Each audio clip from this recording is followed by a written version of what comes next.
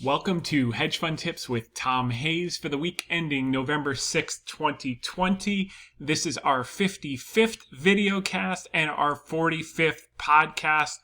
Boy, what a week we had. Great week, but like any good deal, they say, is when both parties walk away unhappy. And I think that's exactly what we got this week, election week. As it stands right now, that could all change. You have the Georgia runoffs in the Senate.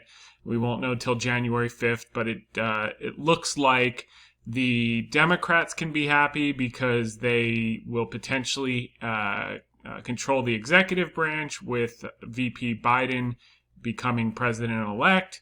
And the Republicans will be happy because they will retain the Senate and keep the corporate tax rate low, among other initiatives from that would have happened in a blue wave. And we'll go through that in greater detail in this call.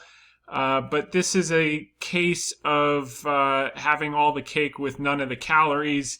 I think both the Republicans are disappointed and the Democrats are disappointed. And that is, over the past 100 years, the formula for a perfect Goldilocks stock market. So divided government, no matter how you slice it, you'll see over the years has the best stock market performance over time. So from where we stand, whatever party you're on, you should be disappointed this week, and you move forward to look at the positives coming out of it, which should be a pretty healthy stock market moving forward. So as we kick it off each week, we're going to start with the media spots real quick just to cover some of the key points. And then we're going to go right into some new things beyond the article, because the article was mostly video this week. So I've got quite a lot of charts to go through, and I think you're going to find it very, very interesting and helpful. So first, I'd like to thank Daniel Wiguna, the host of CNBC Indonesia show The Profit, and Yolaiwan Haryana, the producer, for having me on the show. This was the night of the election at 10:30 our time. It was 10:30 a.m. Jakarta time. And he was asking, what was the situation? And I basically said, it looks like we're recalculating. The market came into this expecting a blue wave at the close, and 5 hours later, it was looking like a divided government, which is a good thing for the stock market. We went through the nuances of the different major issues. Most of you know the difference in tax plan and COVID policy, jobs plan, and healthcare. He was asking about political polarization. I made the point that prior to COVID, when unemployment was at 50-year lows and wage inflation was increasing at the low end relative to the top end, meaning people at the low end were seeing wage growth much faster than people at the top end, there was much less disharmony. Certainly there were social issues, et cetera, and however, I think as we continue to move down with unemployment and people get back to great paying jobs and wage inflation resumes, and you get an equaling of opportunity and different things that will start to happen as we get back on our feet. And speaking of getting back on our feet, what an employment number today, getting down to 6.9%. Down from 14.1% in just 7 months. That is a miracle in itself. So there is some silver lining to what's been happening. The investor fears he asked me about, I said the number one investor fear was the corporate tax rate going from 21 to 28%. That would have taken $20 off of S&P earnings. And even if you did a $3 or $4 trillion stimulus package with a blue wave, it wasn't enough to offset that loss in earnings in the short term. That would take a year or 2 or 3 years to kick into the system. So we potentially would have taken a meaningful sell-off, particularly also with end-of-year selling for the long-term capital gains. Now all that's off the table, and we're back into the Goldilocks scenario. The other issue, obviously, we'll get a smaller package. We would have got 2 to 3 trillion. Now we'll get 1 to 2 trillion, or maybe less. We'll see. The word is out Jeremy Siegel, the professor from Wharton, said that Mitch McConnell and Joe Biden are good friends, so maybe they'll come together. That would be nice to see in government. Look, they came together in the middle of the COVID crisis and got the CARES Act done, and that saved us from a Great Depression, along with actions taken by the Fed and Stephen Mnuchin's help in bringing people together. So there's hope. So that's a very good thing. And he was talking about which sectors would perform better under each presidency. And this is a really interesting and tricky question, which we're going to get into, because the sectors that you would think would do the best under Trump actually did the best under Obama, and generally vice versa. So we'll just look at the data, and you can draw your own conclusions by the end of the call. So that one might be a little tricky, but I think it's going to help some of the left behind sectors if, in fact, we wind up with a divided government with Joe Biden as the president. So that was that one. And he also asked some questions about safe havens. Should you buy gold? I said, certainly gold will go up, but if you'd bought $10,000 worth of gold in 1942 versus $10,000 of an S&P 500 index, you'd have $50 million more dollars buying equities than you would buying gold. And I think the same thing holds true. I think gold is going to go up. It's going to retain purchasing power. So 5 years from now, even if the dollar weakens, you'll be able to buy the same suit with the one bar of gold, a high quality of suit, because the gold will appreciate and the price of the suit will appreciate. So you won't lose your purchasing power. But if you buy equities, you might be able to buy 4 or 5 of the same suits because you have the growth and the compounding and the distributions, etc. So that's how I think about it. And he was asking about bonds. I said with negative yields around the world, buying bonds, with a 1 or 2% increase in rates, you could lose a material amount of your principal. So that's probably not the way to go. The way to go is to use this dip this year, particularly in his case in emerging markets in Indonesia, as an opportunity to buy for the long term. The market served up an opportunity. It's a real great chance for him to take advantage, and commodity-centric countries, as that $20 trillion of combined monetary and fiscal policy that's been pumped into the system globally to deal with the coronavirus crisis starts to circulate. And as we get better treatments and vaccines and people get back to normal life, the velocity of that's going to pick up materially. You've seen it already in money supply growth up 24-25% year on year.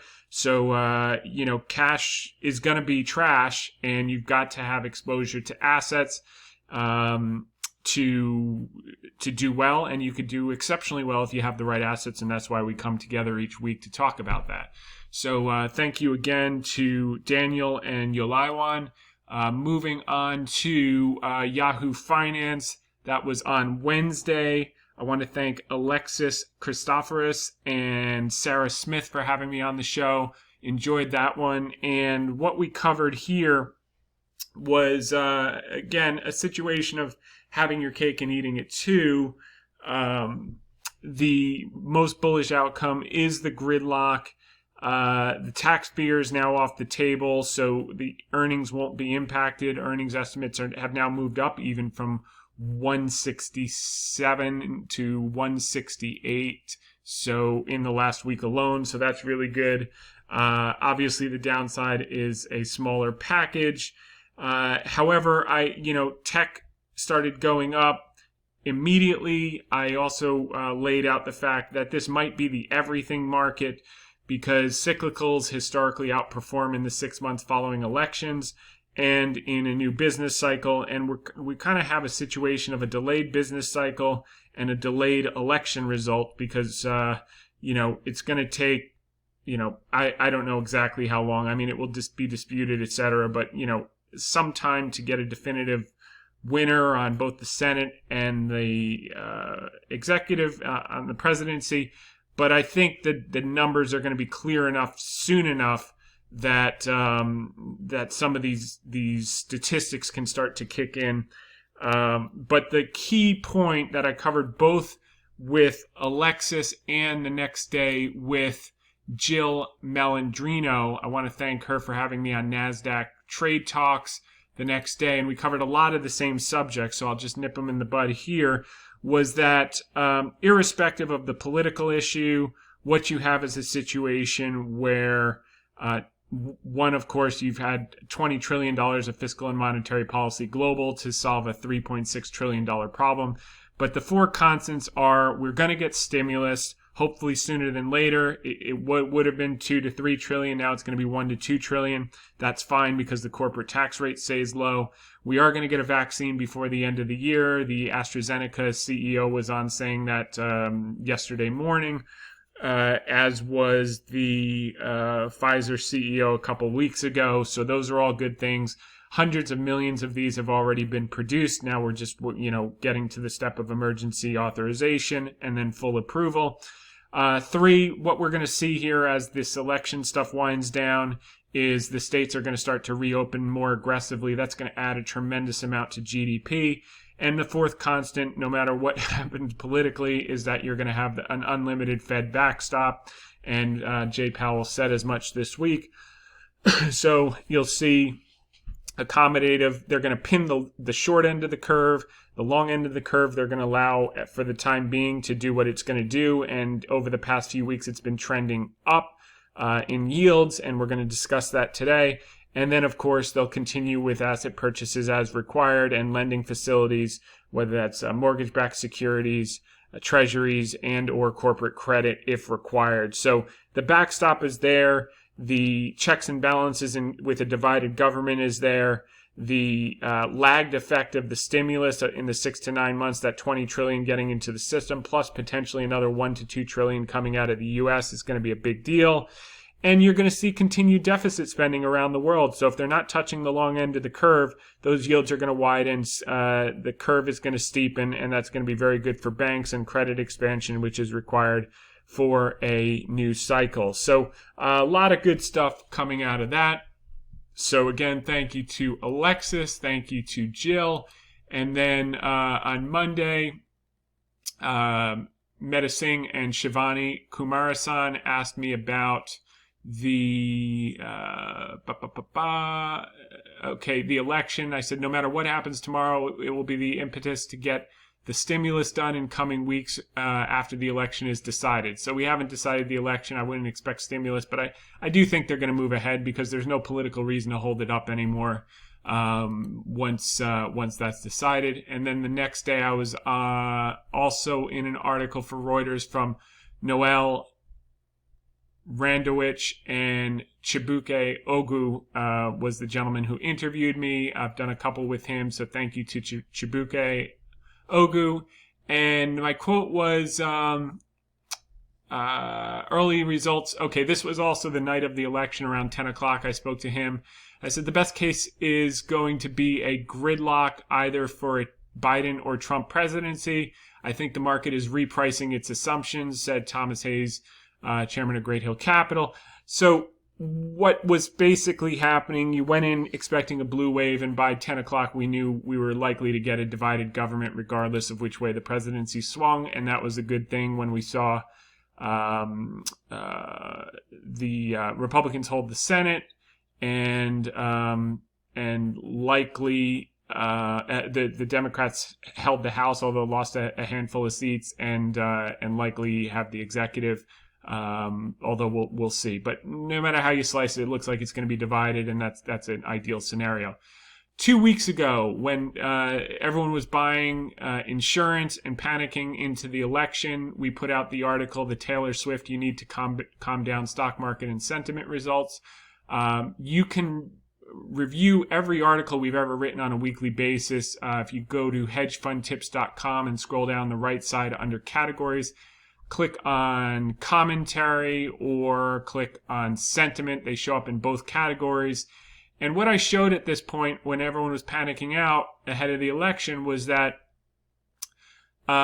if you actually wanted to predict a top in the market, the best indicator you could use was when the VIX was at 10, not at 30. So, you saw in 2018 when it got down to 10, that's when we ran into volatility after a long rally. Same thing in 2007, we had the great financial crisis. So when you've got that initial spike and then you're holding above this 20%, this is the time to be selling premium and buying the market because implied volatility is high, versus buying premium and selling the market, which is what most people were doing at that time. And it's the exact wrong time to be doing it. So if you look here, once you get above that 20 line and hold, you're usually much closer to a bottom in the market than a top. And the same thing was the case here. And we've had the rally. Now, moving on to last week's article, which we put out called the Back to the Future Stock Market and Sentiment Results. This proved to be largely prescient, which was really nice to see, with some nuance. We got a big rally, and it was concentrated in some areas more than others. And we're going to actually start off with the Ask Me Anything question of the week. Each week we take questions from anyone who's written in whatever they'd like me to address on the podcast, VideoCast for the week, and you can send your questions to info@hedgefundtips.com. So this week we had a question from Jim P. I won't use his full name. I don't know if he wants me to. And Jim says, I appreciate the opportunity to ask this question. For the remainder of 2020, which of these should dominate? Reflation trade, i.e. IWM, Russell, and Dow Jones leading, with the S&P 500 and QQQ, which is the NASDAQ, lagging. Status quo trade, NASDAQ and S&P leading, with Russell and Dow Jones lagging. Thanks again, Jim. Great question. This is the $1 million question. And I think, in the case of a status quo election outcome where Trump would have been president, Republicans would have remained the Senate, and Democrats would have retained the House, I think it was pretty cut and dry that the knee-jerk reaction would have been cyclicals first and banks, financials, energy, etc.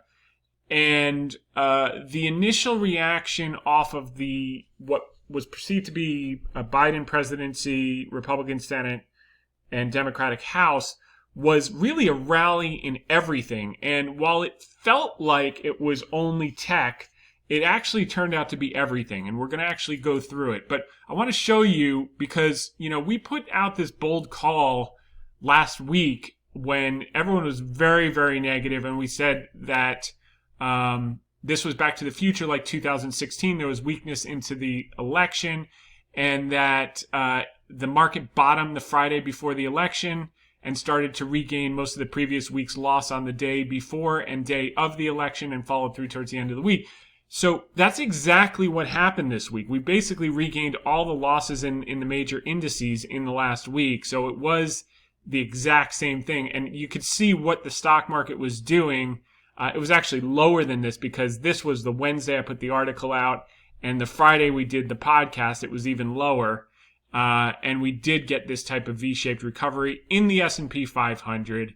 And now we're going to talk about the financials. We're going to talk about the 10-year yield. We're going to talk about Wells Fargo. We're going to talk about energy. We're going to talk about ExxonMobil and some of the others, defense stocks, and General Dynamics. So these were just some of the ones that we put charts out from 2016, what happened after the election was decided. By the way, we don't have a decided election, so we really don't know which are going to be the best. But we're going to take a look at what's happening now, and rather than predict it, just kind of take a look at what's actually happening. But the core thesis of this article last week was that we're going to get a huge rally, and no one was looking for that. Everyone was thinking sell, get out, who knows what's going to happen, and it turned out exactly according to the roadmap, which was really nice to see. I'll cover this really quickly because Ryan Dietrich put out a few interesting stats. He is an analyst over at LPL Financial, which is a brokerage RIA house, a lot of independent financial advisors, and he puts out kind of market commentary for the company. And he did the stats. He said, okay, since World War II, only 3 other times has the S&P 500 gained 1% or more for 4 consecutive days. This is a small sample size, but here's what happens 6 and 12 months down the road historically. Always positive. The average return is 14.8% 6 months later, 26% 24 months later. So it's a very bullish signal. The other stat he put out since World War II, the S&P has gained more than 7% in 4 days, 51 times, including the four most recent days. A year later, 93% of the time the market was up, 19.5% on average. So this is very bullish. This third one is actually the same as the chart. So that was helpful statistics in line with what we've been talking about for some time about a secular bull market. Okay, so what did the S&P do? Just like we had anticipated in the Back to the Future market, here was the line we drew. We were down huge into the election, and then boom, we regained all the losses really quickly, and that's exactly what happened. 9.3% trough to peak. Now, tech was like, everyone was like, wow. Yeah, no question. The NASDAQ was up 10.8%, so a few basis points more. It shot out following this. And then, but to answer Jim's question, look at the Russell, 9.18%, so not much less. I mean, you had a monster move in the small caps. And surprisingly enough, in the financials, you had 8.28, so that lagged a little bit behind. We'll take a look at the 10-year and get a sense of why, but I think there's just still uncertainty until we get a definitive, declaration and just move forward here. The next one was the Energy XLE off the lows, and I didn't even take this tail of this candle. I just went higher, but 10.88%. So actually trough to peak, it was probably like 11 and a half, which was more than tech. It's weakened in the last few days. So we'll have to see how this plays out, and we'll talk about some of the conditions coming to play.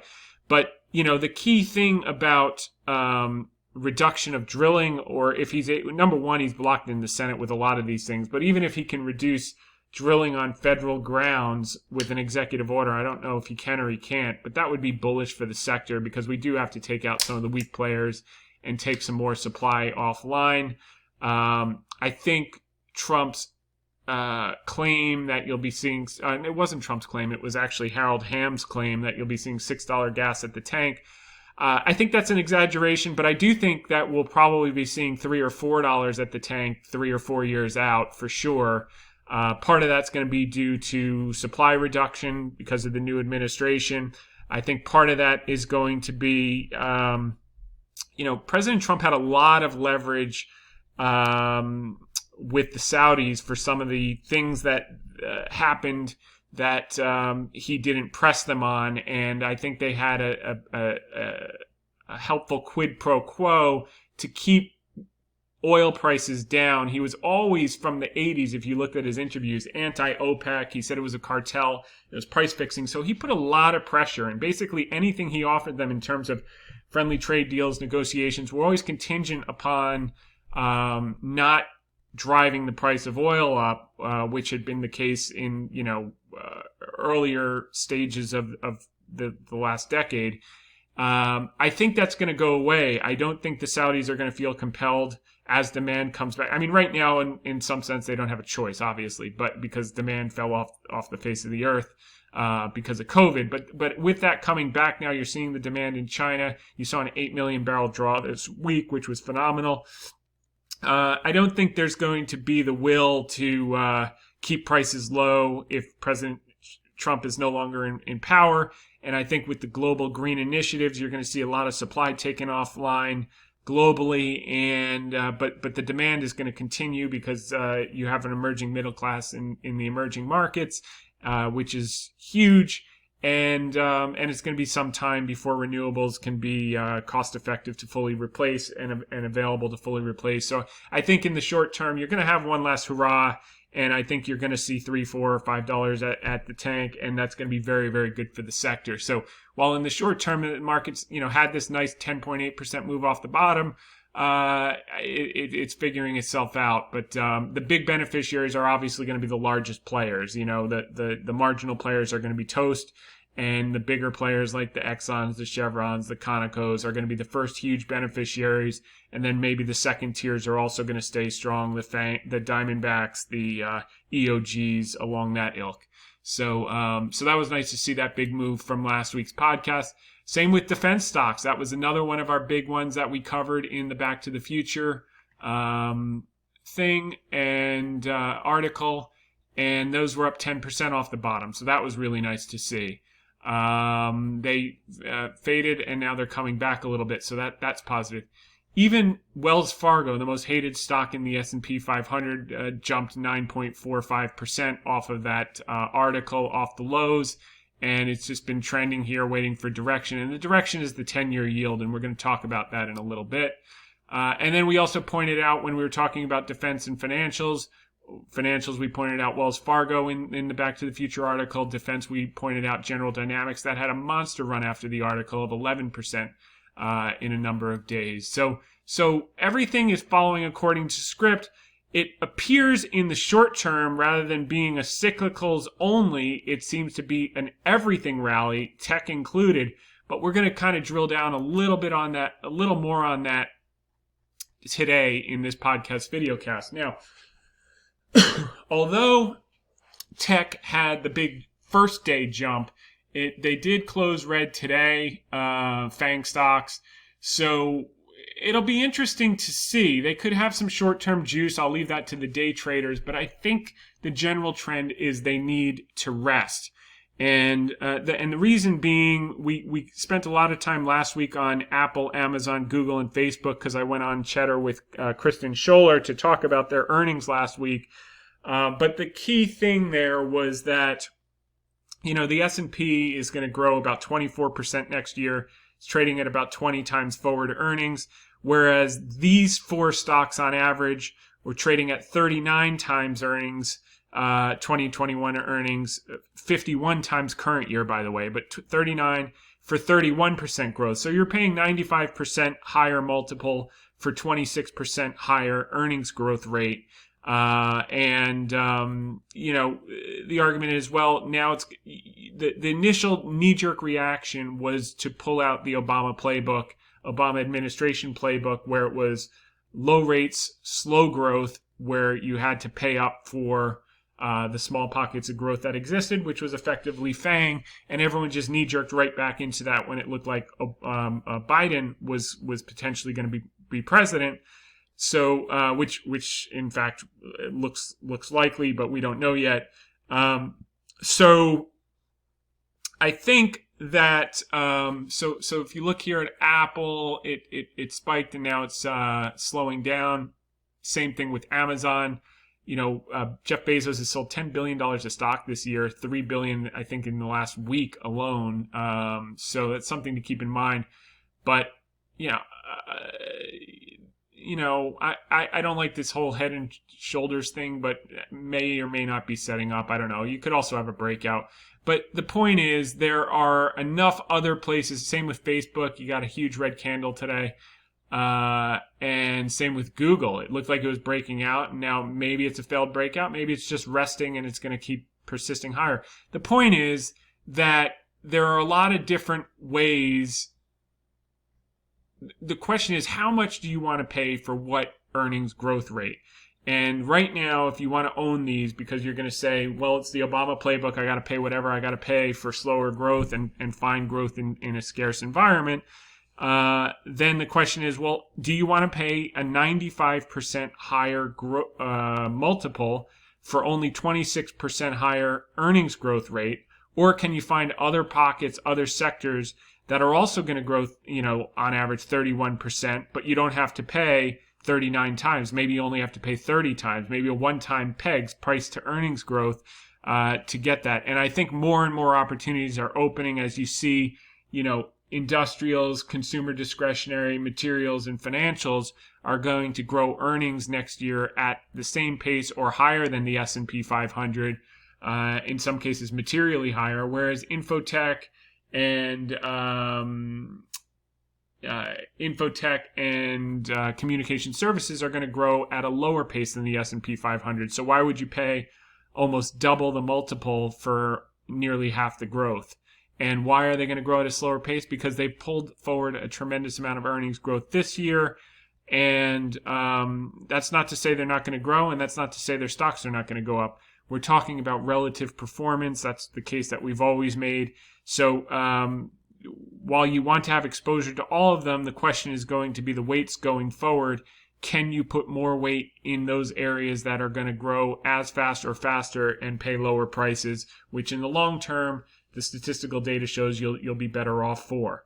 Okay, moving on to the most important factor is the 10-year yield. So while it looked like it fell off the cliff after the election due to the uncertainty and the bid to safety, in effect, we've been in a major uptrend since early August from 51 basis points on the 10-year yield, and we've just been making higher highs and higher lows on balance over this period, and we continue to climb upward. We made a higher high before the election, and now it looks like we bottomed, made a higher low, and now it looks like we're going to hopefully put in a higher high before the end of the year. That will certainly be helpful for financials. The Fed, again, is pinning the short end, 0 to 25 bips. It's not going to do any type of twist at this point, trying to control the the long end, so therefore the curve should steepen. Now, ironically, I just want to pull out the yield curve. Yeah, here it is. So ironically, we've been talking about the yield curve steepening and financials started to move, and how it's worked in every single cycle. You know, you go from inversion, then you get inversion is here where the 10-year yield goes below the 2-year yield. Then you get your crash and recession, which we got in 2000 to 2002, and then in 2008 to 2009, and we just got in 2019. But what's interesting is the way that they get you out of recession is they re-steepen the curve, and that facilitates credit growth. And it's interesting because this green line is financials. This is the XLF ETF. You get this huge steepening, the 2-year yield to the 10-year yield to the 2-year yield, and then you get this pullback after the first move, and that's when financials actually start to take off, in a sense, when it stops steepening after it's steepened so quickly. I guess maybe there's a lag time to get that credit velocity into the market. But it's happened, and it's uncanny, but it does happen. So you had this steepening, then this pullback in steepening, and then financials took off again. So you had a steepening, then a pullback in steepening, then they took off again. And we had the exact same thing here, a massive steepening. We're now having the pullback in steepening, and maybe we're going to get the final takeoff here in financials. We'll see if past is any prologue. But I thought that was very interesting to bring up given all that has happened in the past week. So as I said in the article, now is not the time to give up on the cyclical trade. I think in effect the opposite is true. It's just getting started. Okay, moving on. We were up to... bullish percent energy. This is the percentage of energy stocks that are on a point and figure buy signal. I don't use point and figure charting, but I do use this indicator to give me a barometer of sector sentiment and what's cheap relative to what's expensive. And historically what you find with this, and we're going to just ballpark it here, but effectively when you're down below this 10% of the energy stocks are on a point and figure buy, you're much closer to a low than you are to a high. Both here, this was the low in the 2001, 2002 recession. Then you had one of the biggest sector commodity super cycle rallies of all time. You can't really see it below here because it's small and I think it's in log on the bottom. But then the same thing here in 2008, 2009. No one wanted them. At one point you were at 0% bullish percent. And then you had a monster. And by the way, here's the other crazy thing. you had this monster commodity cycle under Bush, and then you had the crash, and then guess what? Obama came in, which people are saying, well, if Biden gets in, don't be interested in energy. Energy had its golden era under President Obama. I wouldn't say because of President Obama, but I would say under President Obama it happened. And that's the case with most market phenomenon. It's not always because of a president, it's in spite of a president. And I think that's important because the business cycle is much more powerful than any one person, and many of the conditions that create the outcomes were previously set in place. Some are mathematical, like earnings and taxes, but other things, there's a momentum and a lagged effect to it. But leaving aside, that's a whole podcast in itself. But so then in 2009, same thing in 2011 with the Euro crisis, it got down to 2%. And then you had this monster rally into 2016. Then you had this period in 2016, if you remember the China thing. And then boom, we had another rally. And now here we are again back below 5%. Then you always have the first spike, and then you go back and retest it. First spike, retest it, then rally. First spike, retest it, then rally. All the major bottoms, first spike, retest it, and rally. Sometimes you go below the first leg, sometimes you don't. 2008 times 9, 2009, first spike down, then you retest, and then you rally. And the same thing here, and then you rally. So we're getting the retest now. Do we spike below it to shake everyone out? Maybe. I don't think so. I think looking at the different conditions in the market and the way things are set up, I think a lot of these are ready to rip, but time will tell. Same thing here with financials. This is very similar to 2011. You had this, first, this huge crash below 10% of bullish percent in financials. Then you get a rally and some noise. Then you go down and scare people out again. This was in mid-2012. You're basically right here. And then you start a long-term rally in financials. Similar situation right here. Huge crash, noise, and we're coming out of it. Similar to like right around here. I would say we're probably right in here. This type of phenomenon, right in here. This type of phenomenon. And then you break out and you just continue and you persist and everyone all of a sudden wants them and they're back in favor again.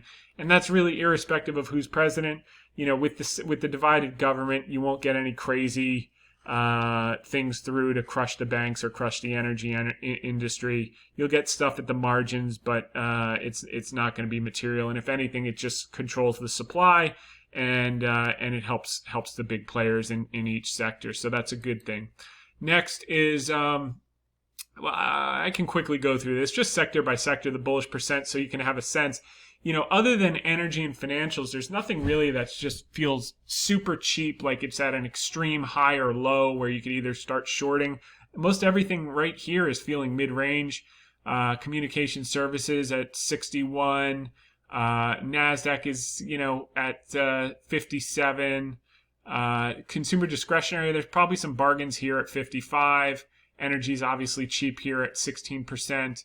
Financials is bouncing off of this low here. It was at 0 earlier in the year. Then it did the retest at 22, and now it seems to want to trend up. It's making its way up at 56%. Gold miners at 75. Healthcare at 65. The Dow, some bargains in the Dow with the bullish percent at only 40, so that's worth looking at the big components. And those are, there's some industrials in there, some healthcare, like the Boeings of the world, that could be real opportunities. We've liked those, so that's somewhere to look. Industrials at 67. Again, all mid-range. Infotech at 65, so that could have legs when you look at FANG. Maybe this was a one-off, the red candle, but again, it's about pricing. What do you pay and what do you get?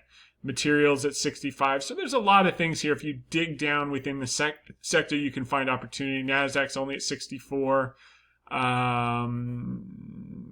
NYSE stocks, that's more industrial and old world concentrated, at 55. S&P 100. Real estate sector has some opportunities in it for sure. Some of the REITs, you have to be careful. Only do the highest quality, but they're cheap. They have good yields. Yeah, there will be some bankruptcies, but just go for the highest quality, best balance sheets. S&P's at 60. Consumer staples at 50. You can probably find some bargains there. Telecom services sector. Yeah, you look at AT&T and Verizon. They've been beaten down. There may be some opportunity there. Transports at 40, not 50. So there's probably some opportunity there. Obviously, airlines as that comes back. I mean, you get a vaccine announcement, you probably get a 30% jump in airlines in a week. And cruise ships, even though the vaccine will take a few months to get out, its market's a discounting mechanism, so that's telling you there's opportunity there. That's the Toronto Stock Exchange, and we don't really pay much attention. And utilities have actually they did get a little extreme, so I wouldn't be putting a lot of money to work there. That's at 85 off of a 92 high. They can persist up at those levels, but your risk reward starts to be less favorable. This you have to watch. This is predicted for the Senate. The Republican chances have come down a little bit from 87 cents to 78 cents. So it looks like the Republican Party will only lose one of those two runoff seats, in which case they retain control of the Senate. If they lose both, that could be problematic. Then you're back at the blue wave scenario where you look at a bigger stimulus, but you also look at a haircut to earnings, which would be more problematic. Low probability, but increasing probability based on the last 4 days gambling odds. But the gambling odds, they didn't tell us a lot about the House, so, take them with a grain of salt.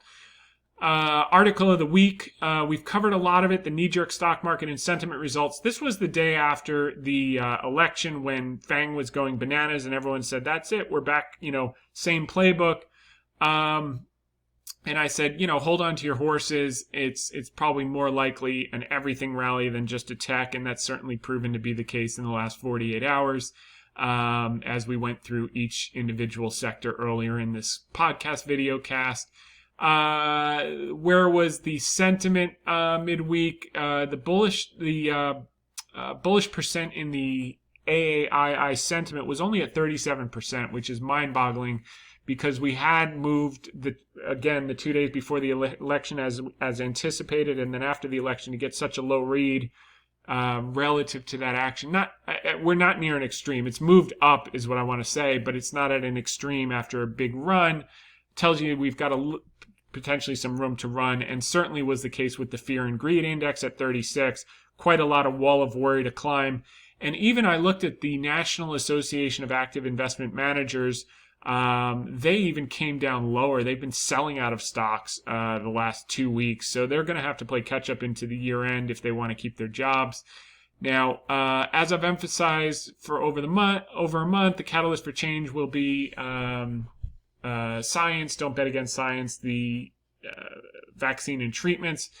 And I also said, while the knee-jerk reaction to the election was a panic into FANG stocks and a replay of the Obama administration's greatest hits album, this is not the time to give up on the cyclical trade.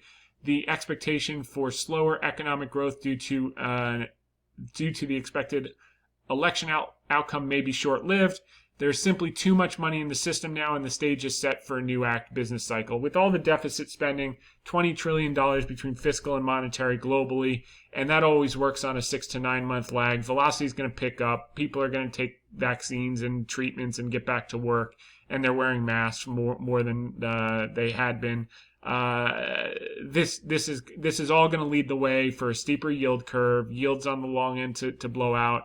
And that's really what, and modest inflation, which is what you really need for the value and cyclical trade to work. Very hard to do that with many states still closed. But now that we're getting some finality in the election, I think you're going to see more and more states open, and that velocity pick up, and it's going to be the everything rally. And I think on a relative basis, I think the value and cyclicals will outperform relatively, but you have to have exposure to all of them. It's just a question of weightings.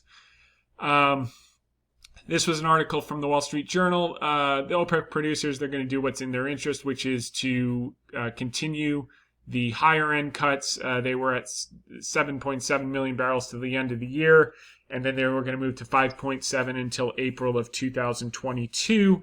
Now it looks like they're going to push that 7.7 past the beginning of the year, which will continue to show up in the weekly draws. And now they really have an incentive. If the administration is changing, they can basically do whatever they want with price, and they will not get huge pushback and angry phone calls if oil gets back over 60, 70. And even if they do, they'll probably ignore it. So I think they have every incentive now to ramp it up and make things happen as demand is coming back. Okay, Jeremy Siegel, we covered that. And let's see here. This was an interesting article at Financial Times. Oil and gas groups buoyed by fading fears of U.S. blue wave. Mr. Biden has proposed a $2 trillion spending for the next 4 years to decarbonize American electricity by 2035 on the way to hitting net zero carbon emissions by 2050. But the proposals hang in the balance following Tuesday's election, which looks set to deny his Democratic Party the Senate majority needed to push the program through, especially following the Supreme Court's recent tilt to the right. If Biden prevails but the Republican keeps the Senate, that will prevent much of the $2 trillion in green spending that Democrats favor, said Bob McNally at Rapidan Energy Group and former advisor to President George W. Bush. Court packing, adding states, and large tax hikes on oil and gas companies go out the window. And I think that's the case. So it takes people some time to digest this, but I think that you're going to start to see that this is more the everything rally, and how things were setting up moving into the election will play out, even if the outcome is slightly different than what consensus was going in. So that's that. Earnings, we went through a few sectors this week. Defense and aerospace. In the last 60 days, the cumulative earnings power of these 30 stocks was up 1.23%. Energy, they were revised down by 13.66% in 60 days. But these are very lumpy because you have some companies with negative earnings. So it's you know, I mean, they're also projected to have the highest earnings growth of any sector next year because they're effectively coming off a negative base. So it's like, you know, when you grow from 1 to 2, it's 100% earnings growth. It doesn't move the needle. Okay, transports. You got to go company by company, and you got to stay high quality, the ones that are going to benefit survival of the fittest. Transports 2021 estimates came down 4.6% in the last 60 days. Retail earnings estimates went up 10.9% for 2020 in the last 60 days, and up 6.19% for 2021 in the last 60 days. So there's some opportunity there. Again, we're seeing unusual option activity in BP this week, 4,400 contracts. In Raytheon, a huge print. That was actually today, 16,800 contracts. We love defense stocks, irrespective of what the executive branch looks like. And we think there's huge opportunity still here. There's the ETFs, but you can buy individual names, you know, Raytheon, General Dynamics, etc. Insider buying in financials. This guy bought Johnny Trotter. He's a director of First Financial. He bought a bunch of stock on the day that it sold off. After a regional bank sold off the day after the election, and then they rebounded the next day. He bought it on the down day. Smart guy. Same thing with CBOE. That's been down quite a bit. Another financial, and a director came out and bought $500,000 of that. So earnings, as we said, we showed the sector earnings. Energy, industrials, consumer discretionary, materials, and financials are the top 5 in line or greater than the S&P 500 earnings growth. Infotech is at 14.2%. It's been taken up a little bit relative to the S&P, close to 23%. And overall S&P earnings for 2021, this is a very unusual trajectory. Usually estimates, as you can see, come down over time. In this case, they're coming up. They were too pessimistic. Same with the bank's reserves in the quarter, which is why you saw JP Morgan and some of them start to reverse their reserves. They're going to be reversing a lot more in coming quarters. That's all going to be earnings power, and sooner or later the market will sniff that out and start to price it in. Earnings are going to be much higher than is estimated in major banks. So now they're up to 168.06 for the S&P, so that's very good news, which would exceed last year at 163.02 and this year at 137 and change. As far as the data for the week, we are going to just cover a few of the highlights. China manufacturing continues to beat, so that's good for general global demand. Again, they're a couple months ahead of us. The ISM manufacturing knocked the cover off the ball, 59 versus 55. That was huge. ISM services missed, but it was good to see the manufacturing numbers, factory order numbers were big. And again, it was interesting. The API weekly crude draw showed 8 million barrels, and it was confirmed the next day by crude inventories down 8 million barrels. So that was good to see. Those don't always match up. And then we got the employment number of all employment numbers. This was phenomenal to just see the unemployment rate plummeting this morning down to 6.9%. It's really miraculous when you consider where we were.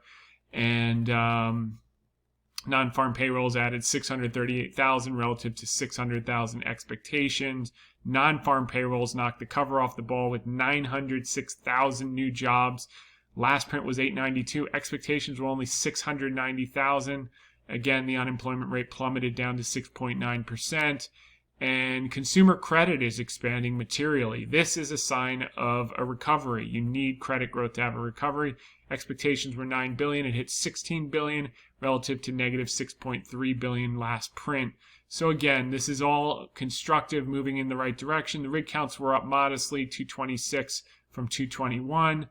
Total rig counts up to 300 from 296. But that's again down from 1,400 in December of 2014 peak. So all in all, a lot of good things happening here.